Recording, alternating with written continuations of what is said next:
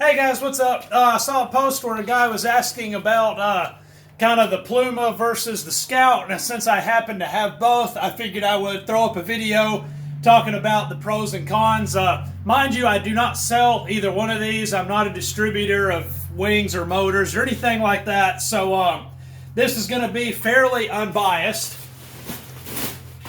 So here you have the Scout. The torque compensation really does work. This is the only motor that I have flown that does not pitch forward when you add the power. So those are like the two main things about the Scout. Now, a con, if you will, is for how much it weighs. It's got the 185 plus on it. For how much it weighs, it's still kind of fragile, and this is the Enduro, not the Carbon.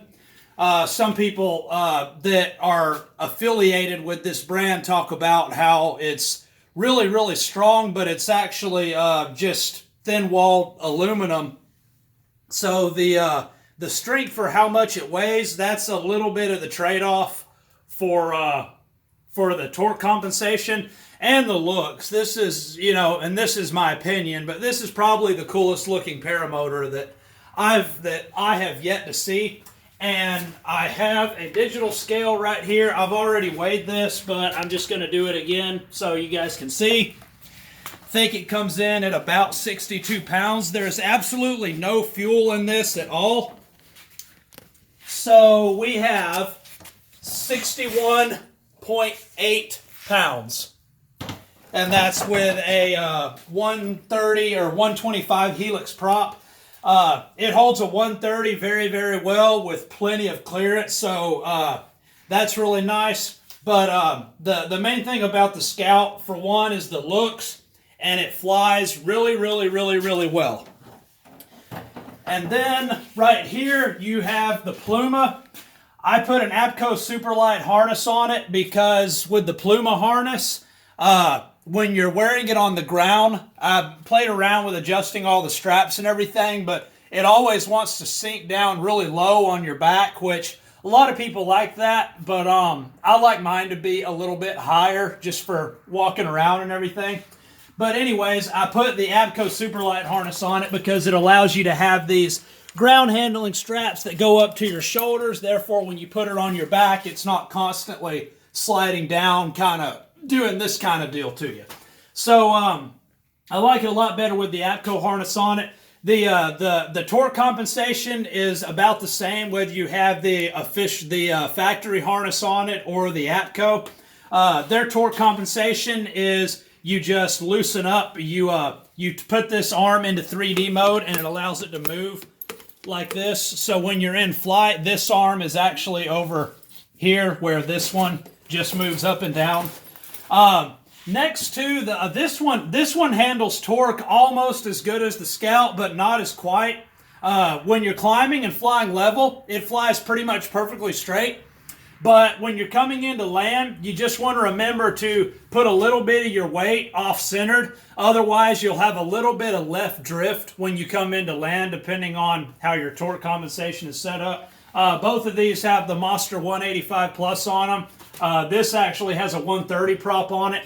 I was trying to pick between getting a Pluma or a Maverick, but I decided to get the Pluma because it houses a 130 prop a little bit better, and it can hold a little bit more fuel. The tank on the Maverick, I wanted to be able to have a little more fuel than that. And what really sold me on the Pluma was they got this video where they drop it on concrete from like 8 feet up with a 50-pound bag in it or something. And you can see the thing just flex and bounce back up. And I travel a whole lot in my work, so having something that can haul pretty well is nice.